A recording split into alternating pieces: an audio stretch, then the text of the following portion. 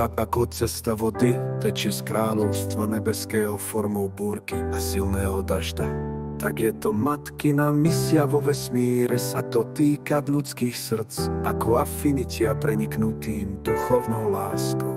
Duchovnou láskou sa dotýkať preniknutím salamovou metódou. Vy kráľovná ľudských srdc. Je to matkina misia harmonizovať zlé vzťahy a vytvárať dobré spojenectva. Ako afinitia to opojenie v duchovnej láske salamovou metódou. Láska, odkiaľka Bože ľudia berú, tak poslanie Panny Márie je prihovárať sa za ľudí a prihovárať sa ľudom a dotýkať sa preniknutím v láske, afinitiou, duchovnou láskou. Pomaly, ale isto len aby harmonizovala zlé vzťahy a zlých ľudí menila na dobrých salamovou metódou. Presne tak ako mňa. Pamätáš sa na mňa? Panna Mária, tvoja neskrotná Nikola, skrotila si rebela a prilákala si ho ako divokého mustanga, nepokojného, nervózneho. Salamovou metódou cukrom duchovnej lásky to opojenie cez afinitiu preniknutím do môjho srdca. Salam alejkum, Matka Božia, alejkum salam Nikola. Prišla tvoja jara a najete všetci milosť u Boga, ak príjmete lásku od Panny Márie a neolutujete ten okamih, že kráľovná ľudských srdc dokáže robiť vesmírne divy kvantových neobmedzených možností, lebo u Boha lásky v jeho očiach nič nie je nemožné.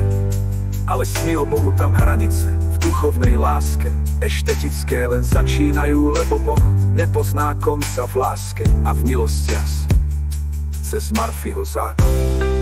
Presne tak, ako to vo vesmíre platí, presne taká je mocná príroda v láske. Tak ako to funguje v prírodných zákonoch, tak to funguje medzi nami v afiniti. To opojenie, že duchovná láska preniknutím do ľudských srdc si vyžiada dvoch ľudí, ale v množinách.